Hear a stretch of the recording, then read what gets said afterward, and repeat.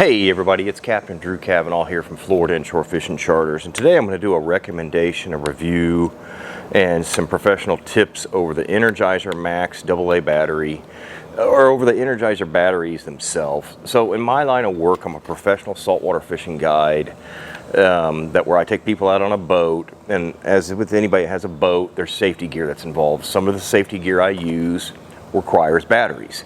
And those batteries, I need to work.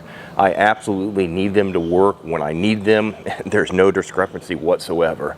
So I've always used Energizer. Like one of the devices that I have here is my little strobe. It goes on a life vest. So if I'm out there at night and I need the Coast Guard to get me, I want them to see me. There's no doubt about it. So what do I put in them?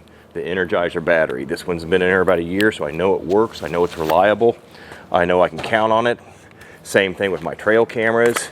You know, I want them to be able to start. I want my camera to work.